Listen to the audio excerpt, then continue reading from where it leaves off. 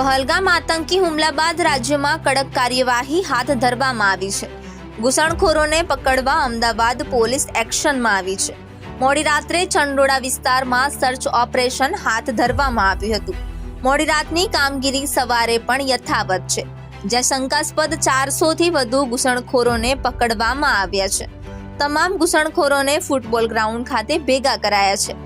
ઘૂસણખોરો બાંગ્લાદેશના છે કે પછી અન્ય દેશના છે અને અન્ય દેશના બાંગ્લાદેશથી ઘૂસણખોરી કરી છે કે નહીં તેની પણ તપાસ શરૂ કરાઈ છે। બીજી બાજુ સુરત પોલીસ દ્વારા પણ કાર્યવાહી હાથ ધરવામાં આવી છે। શહેરમાંથી 100થી વધુ બાંગ્લાદેશીઓની અટકાયત કરવામાં આવી છે।